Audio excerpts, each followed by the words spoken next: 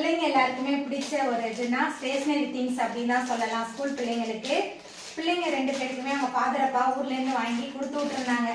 Geometry box, pencil, colour எல்லாமே. பாப்பா வந்து அவங்களோட பவுச் வந்து ரொம்ப நாளாக வந்து வீணாயிடுச்சு. புதுசு வந்து அவங்க அப்பாட்ட கேட்டுகிட்டே இருந்தா அவங்க அப்பா வாங்கி கொடுக்கல. யாருக்கு கேட்டுச்சோ கேட்கலையோ அவங்க ஃபாதர் அப்பாவுக்கு எப்படியே கேட்டிருக்கு. பிள்ளைங்க 2 பேருக்குமே பவுச்சு, ஜாமெட்ரி பாக்ஸ் எல்லாமே வாங்கி கொடுத்துருந்தாங்க. பாப்பா வந்து பார்த்தா ரொம்ப சந்தோஷப்படுவா. அவளுக்கு பிடிச்ச பிங்க் கலர்லேயே வாங்கி கொடுத்துருக்காங்க. ரொம்ப அழகாக இருக்குது. பை ஃபுல்லாகவே வந்து ஸ்டேஷ்னரி திங்ஸ் தான் இருக்குது. ஜாமெட்ரி பாக்ஸுமே 2 தான் கொடுத்து விட்ருக்காங்க. ஏன்னா நம்ம வீட்டில் ரெட்டை பிள்ளைங்க 2 பேருமே ரென்ஸோ ரென்னாவோ.